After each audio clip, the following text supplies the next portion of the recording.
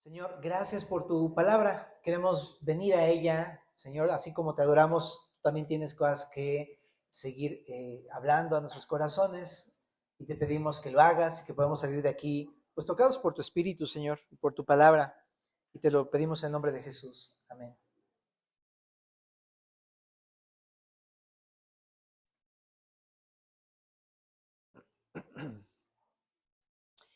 Bien, vamos a leer Efesios capítulo número 2. Vamos a estar estudiando del verso 14 al 22, pero voy a leer un poco antes, desde el verso número 11, ¿ok? Dice así, Efesios 2:11. Por tanto, acordaos de que en otro tiempo, vosotros los gentiles en cuanto a la carne, erais llamados sin circuncisión, por la llamada circuncisión hecha con mano en la carne. En aquel tiempo estabais sin Cristo, alejados de la ciudadanía de Israel y ajenos a los pactos de la promesa, sin esperanza y sin Dios en el mundo. Pero ahora en Cristo Jesús, vosotros que en otro tiempo estabais lejos, habéis sido hechos cercanos por la sangre de Cristo, porque Él es nuestra paz, que de ambos pueblos hizo uno, derribando la pared intermedia de separación, aboliendo en su carne las enemistades, la ley de los mandamientos expresados en ordenanzas, para crear en sí mismo de los dos un solo y nuevo hombre, haciendo la paz, y mediante la cruz reconciliar con Dios a ambos en un solo cuerpo, matando las enemistades. Y vino y anunció las buenas nuevas de paz a vosotros que estabais lejos y a los que estaban cerca, porque por medio de él, los unos y los otros, tenemos entrada por un mismo espíritu al Padre. Bien, entonces, lo que vimos la semana pasada es el verso 11, 12 y 13, ¿no? Como nosotros los gentiles, es decir, los que no somos judíos, no teníamos ninguna cercanía con Dios ni con su pueblo, sino que estábamos lejos. El verso número 11 y 12 lo dicen así. Éramos llamados incluso la incircuncisión por aquellos que eran la circuncisión, por los judíos. Es decir, ellos nos consideraban como simplemente ajenos al pacto y a las promesas. En el verso 12 también lo dice, ¿no? Estábamos sin Cristo, alejados de la ciudadanía de Israel y ajenos a los pactos, sin esperanza y sin Dios, ¿verdad? Eso éramos nosotros los gentiles. Pero en el verso número 13 decía Pablo, pero ahora en Cristo Jesús somos cercanos. ¿Qué tan cercanos? Dijimos, estamos unidos a Él, ¿verdad? Esta palabra cercano es la palabra squeezy en inglés, ¿no? Y en el griego significa así, juntos pero apretaditos, así. Estamos exactamente así con el Señor Jesucristo. Entonces, para comenzar, creo que tenemos que aclarar entonces una cosa que dice este verso número 13 para entrar al 14. Primeramente, tenemos que decir que nosotros no fuimos los que nos acercamos a Dios. En Romanos capítulo número 3, versos 10 y 11, lo dice claramente, ¿no? No hay uno que busca a Dios, ¿ok? Entonces no fuimos nosotros los que un día nos despertamos y dijimos, hoy sí voy a buscar a Dios. Realmente, primero, Él nos buscó a nosotros. Y por eso aquí en el verso número 13 dice que hemos sido hechos cercanos, porque nosotros no nos acercamos. Él se acercó a nosotros. De hecho, en Marcos 1:15 dice así, cuando Jesús comenzó su ministerio, Jesús mismo decía, el reino de Dios se ha acercado, porque Él, siendo Dios, se volvió como uno de nosotros, se hizo carne para venir a morir por nosotros en la cruz. Y de esta manera, entonces, acercarnos a Él. Por eso dice aquí adelante en el verso número 14, porque Él es nuestra paz. Claro, a través de su sacrificio, Él hizo la paz con su pueblo, pero no solamente con su pueblo, sino con todos nosotros, ¿verdad? Nos reconcilió con Él. En Efesios 1:10, este era el plan que Dios tenía desde antes de la fundación del mundo. ¿Te acuerdas que lo estudiamos? Dice este verso 10 del capítulo 1, el plan de reunir todas las cosas en Cristo en la dispensación del cumplimiento de los tiempos, las que están en el cielo como las que están en la tierra. Entonces su plan era reunir todas las cosas y lo hizo viniendo y muriendo en la cruz para que entonces tuviéramos paz con Él y estar reconciliados con Él. Ese es el plan de Jesús, nos reconcilió. Pero hay algo que comienza a decir este verso número 14, que de ambos pueblos, judíos y gentiles, hizo un solo pueblo. Entonces, chécate lo que dice el 14. que de ambos pueblos hizo uno, derribando la pared intermedia de separación. Lo que está diciendo es que Dios vino para reconciliarse con su pueblo y los judíos, pero también con los gentiles, pero no solamente con la gente. Vino a hacer algo más profundo. La reconciliación también es unir al pueblo judío con el pueblo gentil. Así que su reconciliación es entre nosotros y con Dios. Es una reconciliación total.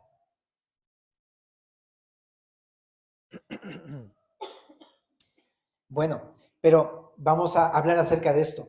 ¿Cuándo? ¿Cuándo surgió la división? Porque dice que nos vino a reconciliar. ¿En qué momento nos dejamos de estar con Él? Ajá. Y todo esto se remonta a la historia del libro de Génesis. ¿Verdad? En Génesis resulta que Dios creó al hombre, a Adán, a Eva, y estaban en comunión con Dios, pero pecaron y entonces a partir de ese momento se separó el hombre de Dios, ¿verdad?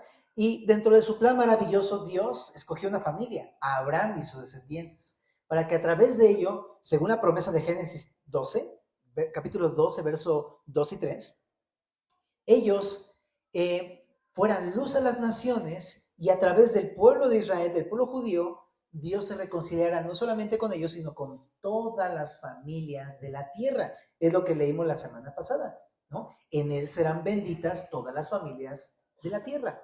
Ajá. Sin embargo, ¿saben qué? Aunque ese era el plan de Dios, ¿no? A través de Abraham, realmente vemos cómo Abraham, aunque él fue un hombre de fe, los descendientes no todos fueron descendientes de fe, sino que algunos más bien empezaron a separarse de Dios. Y por consiguiente empezaron a apartarse de los demás, de las naciones a las cuales habían sido llamados a ser luz. Y resulta que el pacto glorioso que Dios había hecho, ¿te acuerdas que Dios hizo un pacto con Abraham y su descendencia? Y les puso una señal que era la circuncisión, para que ellos simplemente a través de esa señal pudieran dar testimonio al mundo. ¡Hey! Vengan con Dios, vengan a pertenecerle, miren qué diferente es vivir con Dios, qué distinto es estar bajo el señorío de Dios. Pero ¿qué hicieron ellos? En vez de tomar esto como una señal para testimonio a las naciones, lo ocuparon como una división con las naciones. Y entonces no permitían a nadie que se acercara. Ah, ¿no tienes la circuncisión? No te puedes acercar. ¿Sabes qué? ¿No tienes el pacto de Dios? No, lástima, no puedes pertenecer a nuestro pueblo. Y no se juntaban con las naciones, ¿no? Ahora eso está muy interesante, ¿verdad? Porque no es que no pudieran hablarle a las personas de las naciones, porque Dios los había mandado a hacer luz a las naciones. El problema es que ellos empezaron a mezclarse con las naciones. Es decir, en vez de vivir en santidad para su Dios y vivir de una manera muy distinta como Dios había ordenado a su pueblo, empezaron a volverse como las demás naciones. Empezaron a adoptar las mismas prácticas, los mismos pecados, y entonces dejaron de ser luz a ellos. Y de esa forma, pues no solamente no se acercaban a Dios, sino que tampoco dejaban a nadie que se acercara a Dios.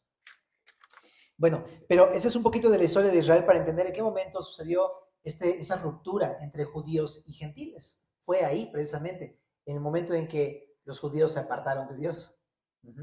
Bueno, pero ¿cómo fue que Dios empezó a obrar para reconciliar esta ruptura?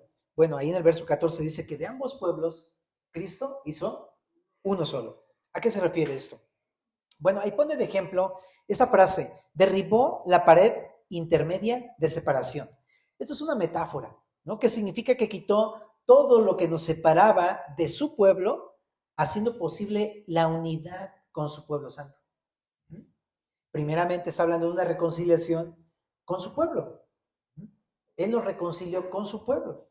Pero ocupa esta frase o esta imagen de la pared intermedia de separación. ¿Qué es la pared intermedia de separación? Bueno, para uno que es de este siglo, de esta época, es un poco difícil comprenderlo porque no lo veíamos, no lo vemos. Pero en el templo de Jerusalén había varios patios que se le llamaba cortes. Entonces estaba una corte donde solamente podían entrar los sacerdotes, que era el lugar santo y santísimo. De hecho, el sacerdote, el sumo sacerdote solamente podía entrar en el lugar santísimo. Los sacerdotes solamente podían entrar en el lugar santo dentro del templo. Esa era la corte interna de los sacerdotes.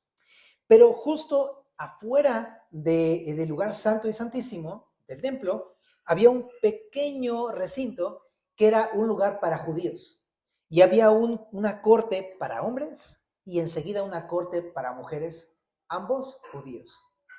Un pequeño espacio para que pudieran acercarse los del pueblo de Israel. Y después de eso había una pared intermedia que más o menos dicen los historiadores, según Flavio Josefo, de 1,40 más o menos de altura, o sea, como de esa altura más o menos. Y esta pared dividía toda la comunidad que entraba judía a adorar al templo de los gentiles. Y fuera de esta pared estaba un gran patio que era el atrio exterior, que es la corte de los gentiles, o también conocido como el patio de los gentiles.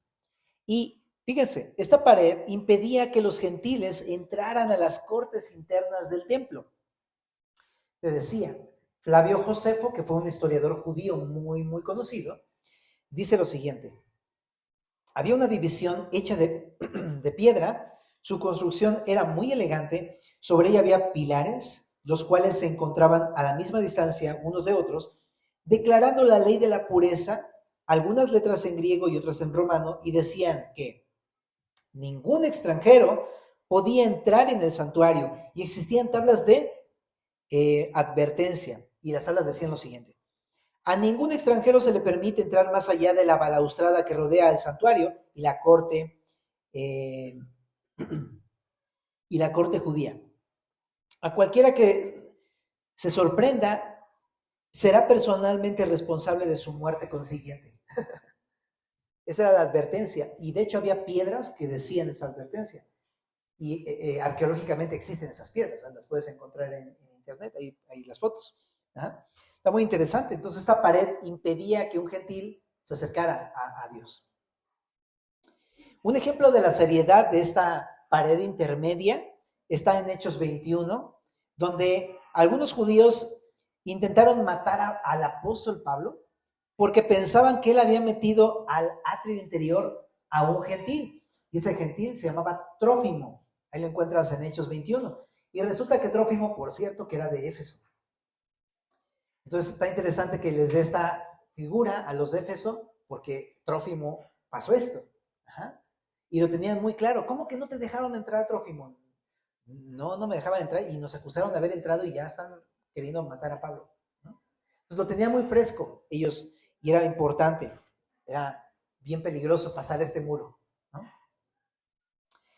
Y también es en esta corte de los gentiles, en este patio de los gentiles, precisamente donde en la época de Jesús había cambistas, ¿no?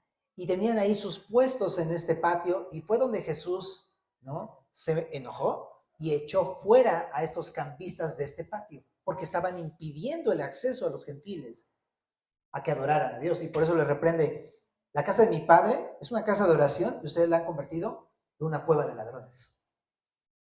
Entonces, qué interesante, ¿verdad? Estaba este patio y estaba este muro. Entonces, ¿qué está diciendo Pablo en ese texto que estamos leyendo? Pablo está diciendo que Jesús, por su muerte y resurrección, ha quitado metafóricamente esta división que nos separaba tanto de Dios como del pueblo de Dios, haciendo una unidad con su pueblo. Judíos y gentiles ya no son dos, ahora es un solo pueblo en una nueva humanidad llamada la iglesia, que ahorita lo vamos a expandir un poquito más. En la palabra de Dios para todos, el verso 14 lo traduce de la siguiente manera: Cristo nos trajo la paz y es quien nos ha unido a todos en un solo pueblo. Antes los judíos y los que no son judíos se odiaban y estaban divididos como si un muro los separara, pero Cristo murió para derribar ese muro. Es lo que nos está diciendo entonces el verso número 14.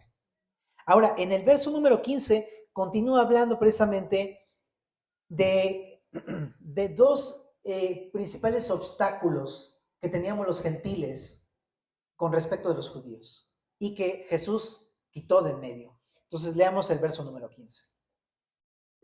Dice: aboliendo en su carne las enemistades, la ley de los mandamientos expresados en ordenanzas, para crear en sí mismo de los dos un solo y nuevo hombre, haciendo la paz. Entonces, en ese versículo siguiente, ¿no? Primero dijo que quitó la pared divisoria, todo lo que estorbaba, pero había dos cosas que estorbaban principalmente entre el pueblo judío y los gentiles en aquella época. Número uno, las enemistades. Ahí lo dice, ¿verdad? En su carne las enemistades. Y se repite también el concepto en el verso 16, donde dice que mató en ella las enemistades. Esta palabra enemistad significa hostilidad. O sea, había un gran pleito entre los judíos y gentiles de mucho tiempo atrás. Mira, te voy a dar algunos datos históricos de cómo estaba el pleito, la situación. Número uno, resulta que el judío se consideraba, por ser parte del pacto de Dios, una persona superior, ¿no? Y entonces consideraba a los gentiles solamente como perros. Decía mi pastor, bueno, un perro el día de hoy a lo mejor no es una ofensa, ¿no? A lo mejor dice, ¡ay, qué bonito perrito!, ¿no? Y dice mi pastor, algunos perritos incluso a lo mejor comen hasta mejor que uno, ¿no? Y ya en esa época les compran su ropa y todo, y no me toquen a mi perro. O sea, puedes golpear a una persona sin ningún problema y quitarle su dinero, pero no te metes con un perro porque te meten a la cárcel. ¿Me explico? Entonces, pero en aquel tiempo un perro, pues creo que como no muchas décadas atrás, era algo realmente despectivo, era algo realmente ofensivo. Era un perro. Y los judíos consideraban a los gentiles perros, ¿no? Qué interesante, ¿verdad? De hecho, algunos dicen, por la historia, comentan que los gentiles eran considerados solamente como combustible para el infierno, porque no tenían acceso a Dios, no tenían acceso tampoco al pueblo de Dios, sino simplemente Dios los creó para eso, para hacerlos morir. Y no era así, ¿verdad? Porque en Abraham serían benditas todas las naciones, pero no, así lo consideraban los judíos, algunos por tradición. No, nos veían con lástima, porque no tenemos esperanza, porque no teníamos a Dios, ¿verdad? En esa época. Ahora, por su parte el gentil, pues que como tú y yo decimos, con que así estaban las cosas, ¿no? Entonces, pues, ¿cuál es tu reacción? Pues enojarte, así de, ¿por qué? ¿Qué te pasa? ¿No? Y entonces, ¿sabes? Los gentiles de aquella época estaban completamente enojados con los judíos por el maltrato que había hacia ellos, por el rechazo, por el menosprecio. Era realmente fuerte la tensión. Ahora, creo que aquí cabe decir una cosa. Eso que te estoy diciendo no es en ninguna forma para promover el antisemitismo. ¿Ok? ¿Qué es el antisemitismo? Significa, no estamos en contra de los judíos, ¿ok? Pero para nada. Al contrario, este texto lo que está diciendo precisamente es que gracias a Cristo, entonces se va a resolver este conflicto. Él hizo posible una unión entre estos dos pueblos. Entonces, nosotros no somos antisemitas, ¿eh, familia? ¿Ok? Al contrario, reconocemos al pueblo de Dios. ¿Ya? Bueno, pero entonces una cosa que estorbaba son las enemistades, las hostilidades, pero Cristo en su muerte destruyó esas enemistades. Y puedo entender por qué. Porque a lo mejor el pensamiento de un judío era, son como perros. Pues sí, pero hasta los perros comen de las migajas que caen de la mesa de sus amos. Y así llegó esta mujer a clamar perdón a Jesús. ¿Y Jesús qué hizo? ¡Wow! Grande es tu fe te ha salvado. ¿Sabes? Tú y yo, gracias a su sacrificio en la cruz, gracias a Cristo, hemos sido reconciliados con nuestro papá y con su pueblo también. Pero también, ¿sabes qué? Desde el punto de vista de un gentil me menosprecian. Es más, sí es cierto, porque yo ni siquiera tengo la ley, no soy tan ortodoxo como estos judíos. Pues sí, pero a pesar de que no somos ortodoxos y que nos merecemos un castigo tremendo como gentiles, Cristo pagó el castigo en la cruz. Así es que Dios hizo posible en Cristo que nosotros fuimos perdonados de nuestras hostilidades y enemistades con Dios y con el pueblo de Dios. De manera que podemos presentarnos con los judíos y decirles, yo también creo como Abraham creyó. ¿Va? Ok, pero había otra cosa que también, digamos, estorbaba a que nos acercáramos con el pueblo judío. Y ahí dice en el verso 15, ¿qué es? Dice, aboliendo en su carne las enemistades, la ley de los mandamientos expresados en ordenanzas. ¿A qué se refiere esto? Bueno, para empezar, la palabra abolir significa puso fin. Y lo que está diciendo aquí el texto es que Cristo puso fin al sistema de leyes, de mandamientos y ordenanzas. Ahora, ¿a qué se refiere esto? Porque Mateo, en el capítulo 5, verso 17, Jesús decía que no vino para abrogar la ley o los profetas, sino para cumplirla. Y aquí pareciera que Pablo está diciendo lo contrario, pero realmente no. Entonces, ¿qué quiere decir Pablo en ese texto? Lo que quiere decir es lo siguiente. Como Jesús cumplió toda la ley, precisamente a eso vino Jesús, a cumplir la ley y los profetas, como Jesús vino a cumplir la ley y los profetas y lo hizo, ya no hay nada que impida que los gentiles nos acerquemos a Dios o a su pueblo, ya que al creer en Jesús hemos sido justificados y hemos recibido la justificación, ¿no? Hemos recibido la justicia de Dios como si hubiéramos cumplido toda la ley y podemos acercarnos a Dios y podemos acercarnos al pueblo santo de Dios. Ojo, no nos acercamos ya basados en el antiguo sistema de la ley, como en el Antiguo Testamento, que aparte nadie pudo cumplir, sino que nos acercamos a Dios y a su pueblo justificados por la fe en Cristo. Es decir, por la confianza que tenemos en que Jesús, Él ya vivió la vida que no pudimos vivir, cumplió la justicia que nosotros no pudimos cumplir, ¿verdad? Y nosotros al creer en Él recibimos esa justicia, la justificación, ¿verdad? Entonces, ¿sabes? Es lo que está mostrando aquí Pablo más bien. No es que esté diciendo que la ley ya está abrogada, no. Lo que está diciendo es que Jesús la cumplió, ¿no? La ley, el día de hoy está vigente, pero si creemos en Cristo, tú y yo, familia, ya hemos sido justificados. Y podemos entonces entrar, no por la ley, sino por la fe en Cristo. ¿Ok? ¿Se entiende? Ok. Entonces, y algunos piensan que esto también se refiere a otra cosa. Se refiere más que a esta ley moral, cuando hace referencia a que la ley de los mandamientos expresados en ordenanzas no solamente tenía que ver con esta ley moral de la que hablamos, sino también tenía que ver con una ley ritual o una ley ceremonial. Es decir, ritos. Como los gentiles no cumplían los ritos que cumplía un judío, entonces estaba ceremonialmente impuro. No podía tener, por ejemplo, parte, por ejemplo, en los sacrificios, ni parte en el sistema que tenían los judíos, ni nada de eso, ¿no? El lavamiento de las manos, etcétera. No tenían acceso a los ritos. Pero me encanta lo que dice Colosenses, capítulo número 2, verso 17, porque lo dice también en ese sentido. Fíjate, en Colosenses 2, voy a leer desde el verso número 13, dice así. Que mientras que vas para allá, quiero comentarte que Colosenses y Efesios van de la mano y vas a encontrar muchas cosas muy parecidas, ¿ok?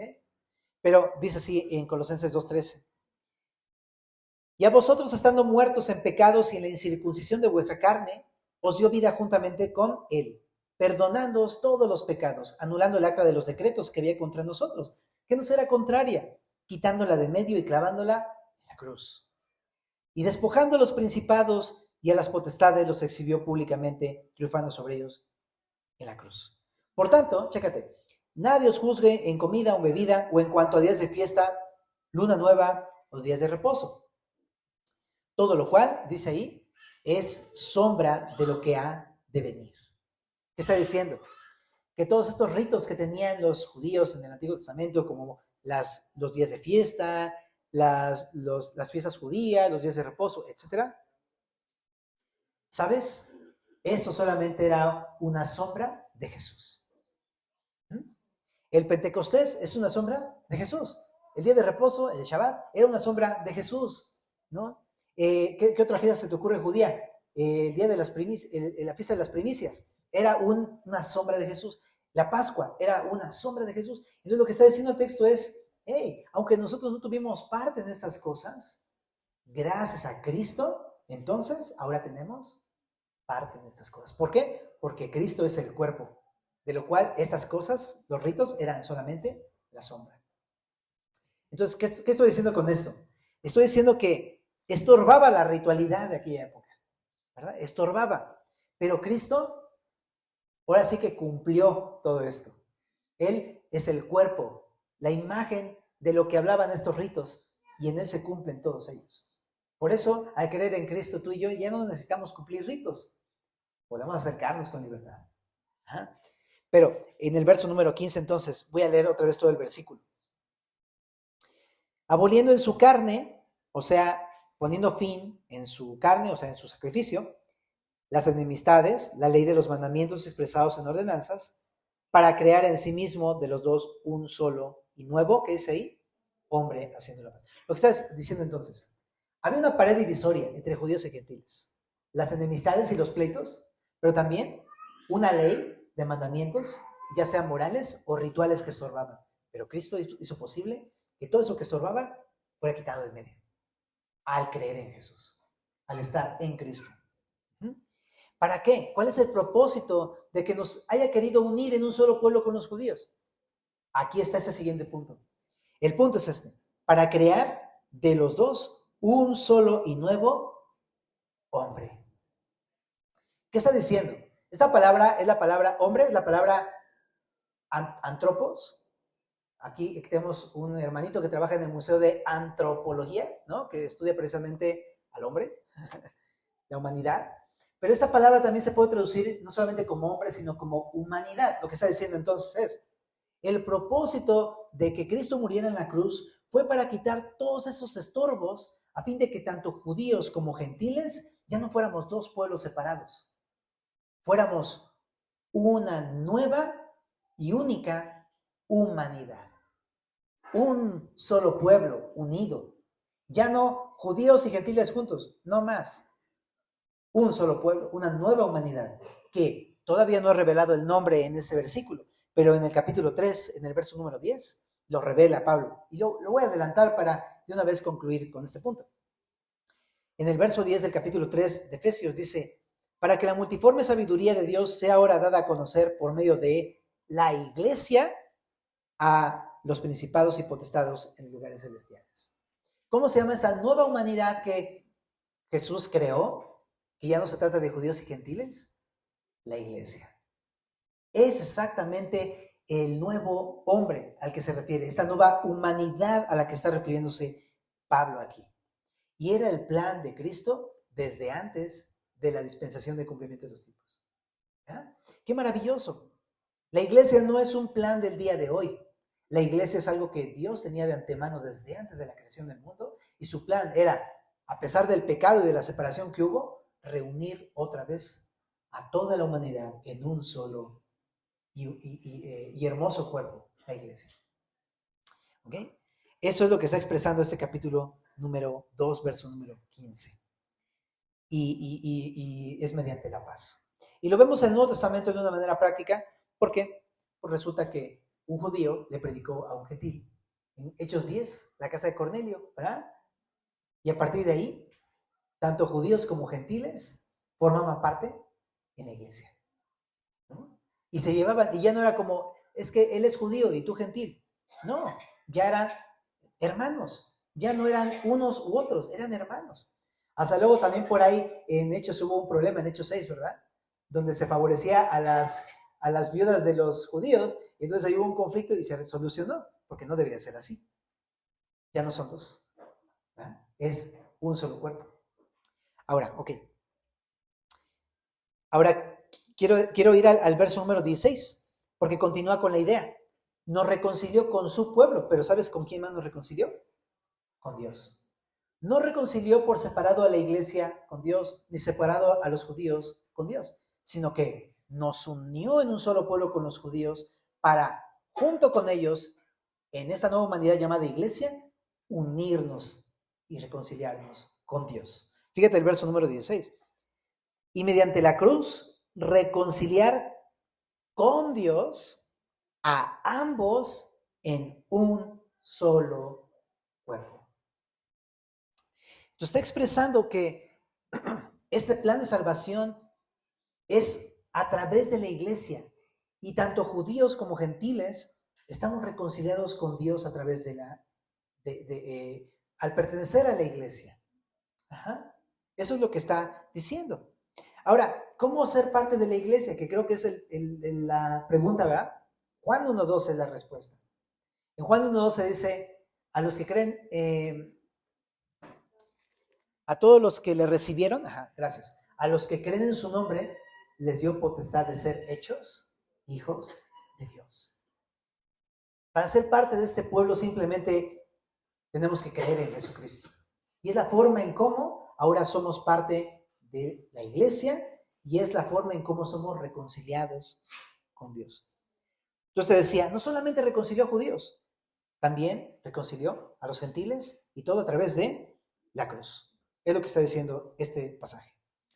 Y por eso en el verso número 17 hay buenas noticias para todo el mundo, no solamente para judíos. Dice ahí, Jesús vino y anunció las buenas nuevas de paz a vosotros, que estabais lejos, los gentiles, y a los que estaban cerca, los judíos. Porque por medio de él, los unos y los otros tenemos entrada por un mismo espíritu al Padre. Es decir, gentiles que estábamos lejos, judíos que aparentemente estaban cerca, porque ya vimos que algunos, aunque eran judíos de nacimiento, realmente no eran nacidos de nuevo, ¿te acuerdas? ¿No? Pero ambos tenemos entrada por un mismo espíritu al Padre. Significa que al tener fe en Jesucristo, entonces somos parte de la iglesia y entonces el Espíritu Santo entra en nosotros y ahora tenemos acceso al Padre. Como si dijera, la fe es el all access al Padre. Tienes fe y tienes acceso hasta la corte de los gentiles, la corte de los hombres, la corte de las mujeres, el lugar santísimo, brother. Hasta el fondo. Tienes total acceso a Dios y total acceso al pueblo santo de Dios. ¿Se entiende la iglesia? ¿Sí? ¿Se entiende? Okay, perfecto. Entonces, la idea es simplemente qué maravilloso regalo que al creer somos parte del pueblo, pero también estamos reconciliados con el pueblo de Dios, pero también estamos reconciliados con Dios. Y todos en un solo pueblo, en una sola humanidad llamada iglesia. En el verso 19 concluye Pablo la idea, dice, así que ya no somos extranjeros ni advenedizos, sino conciudadanos de los santos. Y aquí va a presentar que al ser reconciliados con su pueblo y con Dios, ahora tenemos 3 privilegios. Número 1, somos conciudadanos.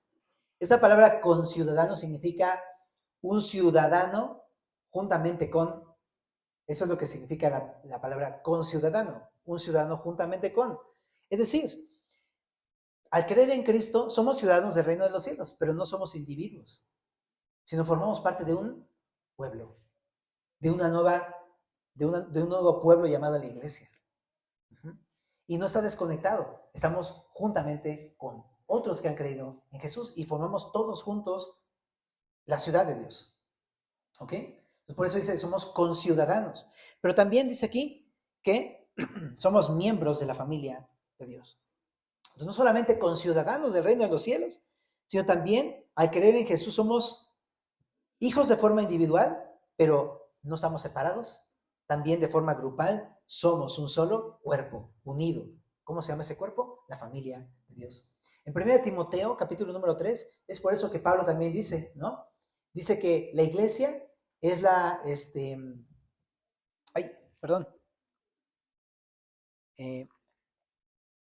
la casa de Dios es la iglesia de Dios viviente. Esta frase casa de Dios significa la familia de Dios. La familia de Dios es la iglesia de Dios viviente. Y tú y yo, al haber creído, sí es cierto, somos hijos de Dios, pero al estar en conjunto, porque somos un conjunto, un cuerpo, somos la familia de Dios. Eso es lo que expresa aquí, de la cual cada uno de nosotros somos solamente miembros. Eso es lo que expresa esta idea. Ahora, la tercer privilegio que tenemos al ser reconciliados con Dios es en el verso número 20 al 22.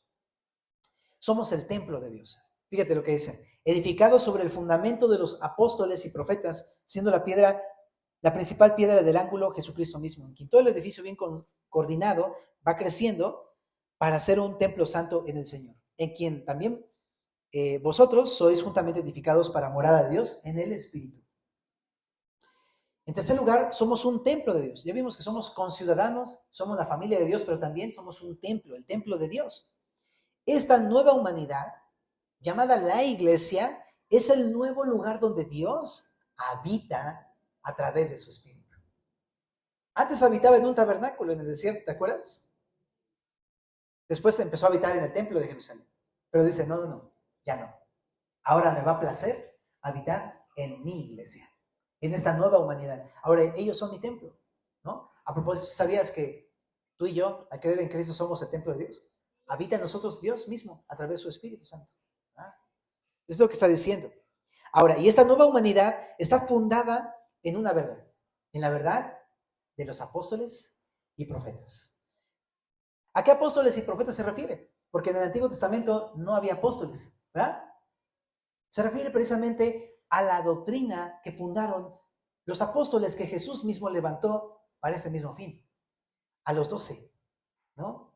Más asociados como por ejemplo Marcos, como por ejemplo personas más que a lo mejor no eran los 12, pero fueron discípulos de Jesús y que contribuyeron a la doctrina del Evangelio. Y que prácticamente lo podemos entender. Esta doctrina de la nueva humanidad está fundada en la revelación que Dios le dio a los apóstoles y profetas del Nuevo Testamento, es decir, el Nuevo Testamento. Entonces está increíble, es lo que dice Pablo. Este Nuevo Testamento que tenemos en las manos es en lo que nos basamos precisamente toda nuestra fe, ¿no? Y esta nueva humanidad, este nuevo pueblo, tiene este fundamento. Aquí está dicho por los apóstoles y profetas de Jesucristo. Ok, ahora solamente un punto. Los apóstoles y profetas que establecieron la doctrina para la iglesia están aquí, en la palabra de Dios, en el Nuevo Testamento. Y todo su legado ya fue completado. Ya no hay una nueva revelación a ninguna otra persona, porque todo lo que nos querían decir ya fue escrito. La obra está terminada. Así es que ten cuidado si alguien te quiere engañar diciendo, ay, hay un nuevo profeta que está diciendo algo, que tuvo una nueva revelación. No le creas, eso es mentira, porque ya no hay nuevas revelaciones. Todo está escrito. Todo fue revelado a los apóstoles y profetas del Nuevo Testamento. ¿Vale? Pero, entonces, podemos pensar, ¿entonces qué? ¿Ya no existen los apóstoles y profetas? Sí y no. Es una de las confusiones más tradicionales el día de hoy en la comunidad cristiana. ¿Por qué digo sí y no? Porque sí existen los apóstoles y profetas, pero no poseen la misma autoridad para fundar la doctrina como los 12 apóstoles y los profetas que establecieron este bello libro del Nuevo Testamento, ¿no? Esos ya pasaron, pero ahora hay funciones similares a las que ejercían esos apóstoles y profetas, pero no del mismo tipo. Ahora un apóstol simplemente es un enviado y un profeta simplemente es alguien que anuncia la verdad de Dios, simplemente. Pero no establece una doctrina nueva, ni tiene una nueva revelación. ¿Se entiende la idea? Pero todo lo que está escrito por esos apóstoles y profetas del Nuevo Testamento son nuestra base, familia. ¿Verdad? La base de la iglesia, de esta nueva humanidad. ¿Y quién es el fundamento de esta doctrina? ¿Los profetas? ¿Los apóstoles? No. Jesucristo es la base de esta doctrina. Y por eso es lo que dice ahí, ¿no? En el verso número 20, siendo la principal piedra del ángulo Jesucristo mismo. Él es el fundamento del que tomaron los profetas y los apóstoles. Entonces, esto es simplemente, es la continuación de lo que Jesús les mostró a sus discípulos y apóstoles. Es esto. Pero es Jesús el fundamento de la iglesia, precisamente. Y aquí le llaman la piedra del ángulo, que en aquella época era muy conocida una piedra del ángulo porque era una pieza de piedra en la cual encajaban todas las partes de una construcción y la mantenía unida. De la misma forma, lo que está diciendo es que Jesús mantiene, a través de la enseñanza de los apóstoles y profetas, unida a su iglesia, que es la nueva humanidad. Por eso es tan importante escuchar la Biblia y venir a ser enseñados, porque es lo que nos mantiene unidos como iglesia. ¿Con qué propósito? ¿Nada más para vernos muy guapos? No, dice aquí, es para crecer. Aquí en el verso número 21, en quien todo el edificio bien coordinado va creciendo para ser, ¿qué? Un templo santo del Señor. Morada de Dios en el Espíritu. En el verso 22 también dice, en quien vosotros también sois juntamente edificados para morada de Dios en el Espíritu. Para tener comunión con Dios. ¿Vale? Bueno, ok, hablamos acerca de doctrina mucho, pero creo que hay muchas cosas importantes que poder meditar y a ver si me da tiempo rapidísimo.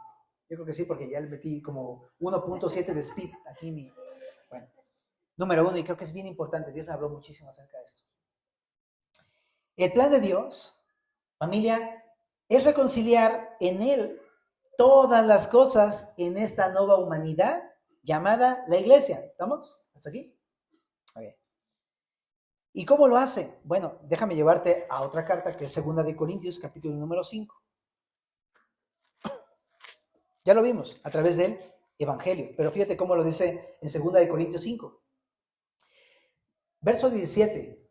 De modo que si alguno está en Cristo, nueva criatura es, las cosas viejas pasaron, y aquí todas son hechas nuevas. Y todo esto proviene de Dios. ¿Te das cuenta que repite la misma idea? No es una obra que el hombre hizo, sino que Dios nos regaló esto. Ajá. Ahora dice aquí, quien nos reconcilió consigo mismo por Cristo y nos dio el ministerio de la reconciliación, que Dios estaba en Cristo reconciliando consigo al mundo, no tomándole en cuenta a los hombres sus pecados, y nos encargó a nosotros la palabra de la reconciliación. Quiero decir este punto. Dios quiere reconciliar a todos los demás, judíos y gentiles, y a los que estamos aquí en esta comunidad que todavía no han tomado su paso de fe, y quiere reconciliar a los vecinos que tenemos alrededor, y quiere reconciliar con él a tus amigos y tu familiar, y a todos los seres queridos que tienes. ¿Cómo? A través de Cristo. ¿Cómo le hizo Cristo? Él murió por sus pecados, y a través del sacrificio quiere reconciliarse con ellos. Entonces, familia, no es a través de nosotros que la gente se reconcilia con Dios, es por Cristo, y tienen que conocer a Cristo. Por eso yo tengo que presentarles a Cristo.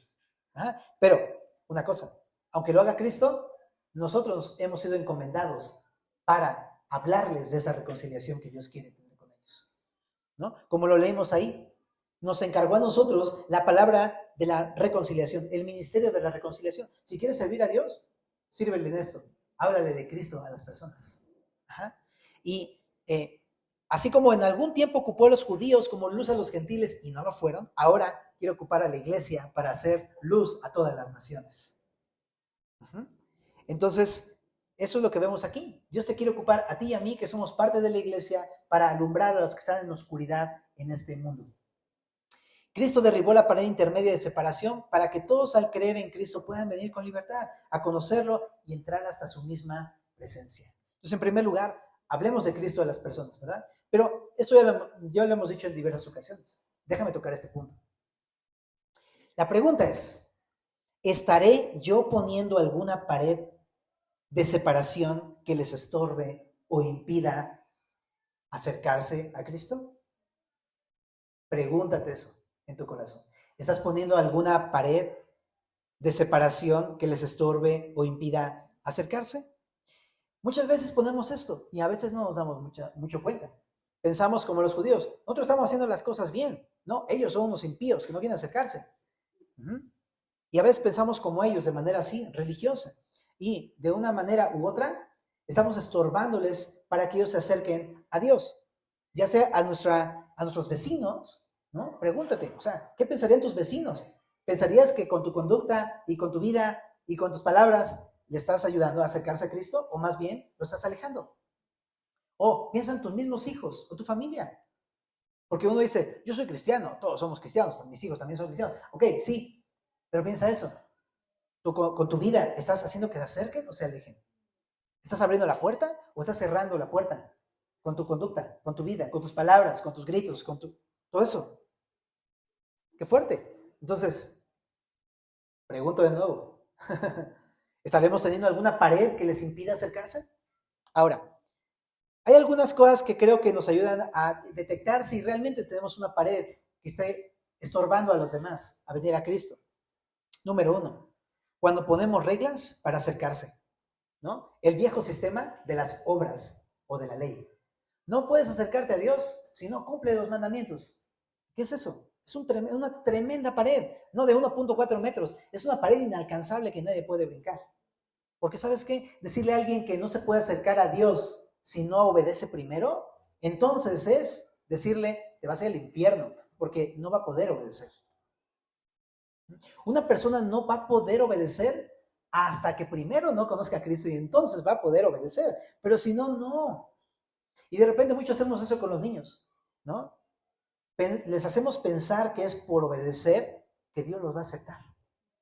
Y no es así. O sea, no quiero decir que a Dios le agrade la desobediencia, no. Pero no es por obedecer que podemos acercarnos a Cristo, es por la fe en Cristo. Es por gracia, ¿te acuerdas? La salvación, decía Efesios 2, 8 y 9, decía, porque por gracia sois salvos por medio de la fe.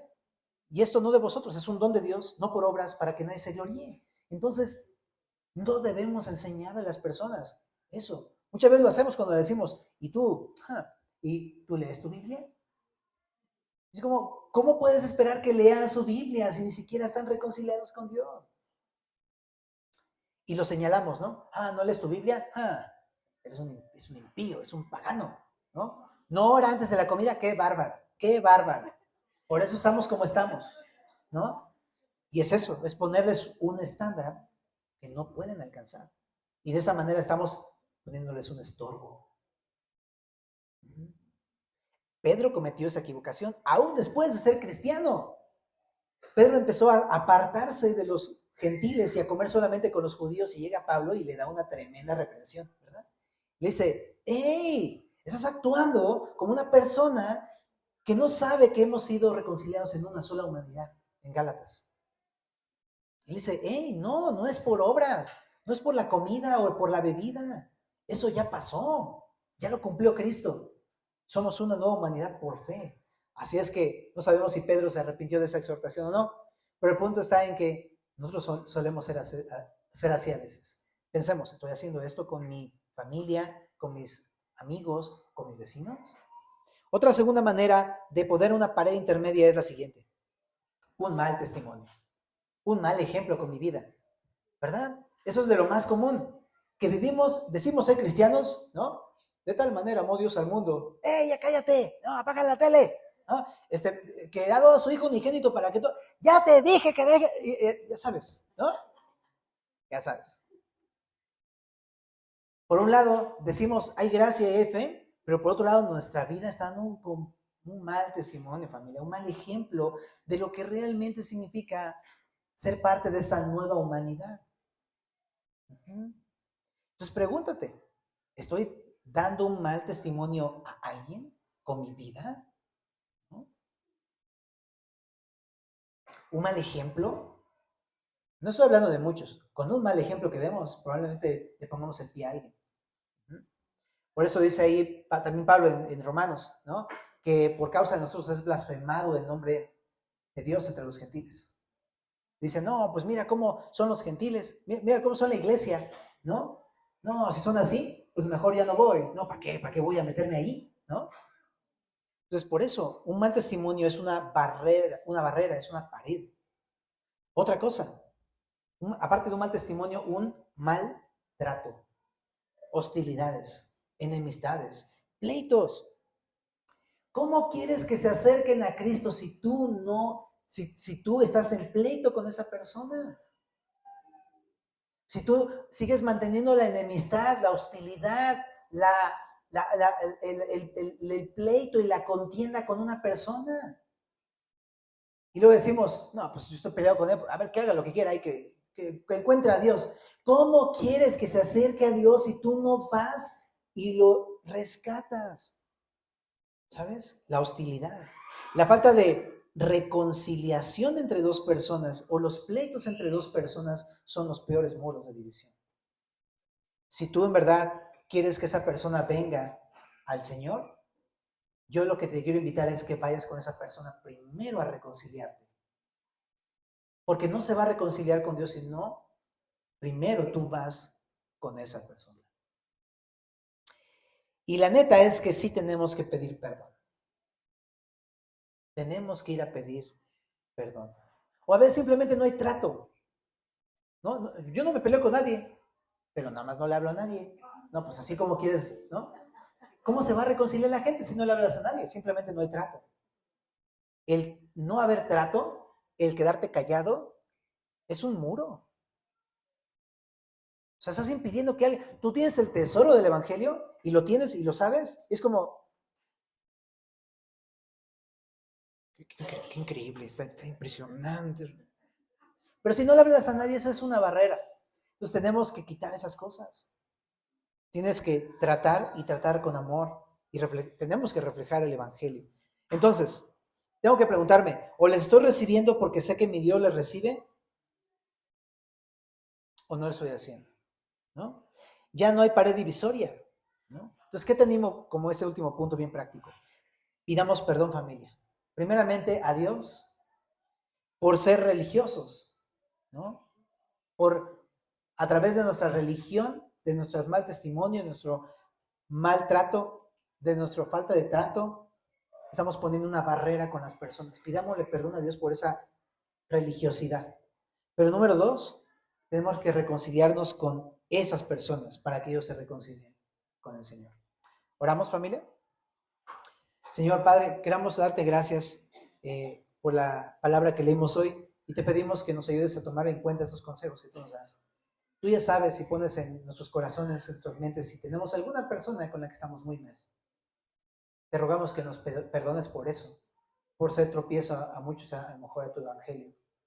Y ayúdanos a obedecerte y a reconciliarnos con las personas. Si tenemos que humillarnos, hacerlo con todo nuestro corazón para ti, Señor, para ganarnos también sus almas, Señor. Y límpianos, Señor, transfórmanos en nuevas personas para que podamos reflejarte como verdaderamente quieres que te reflejemos. En el nombre de Jesús oramos.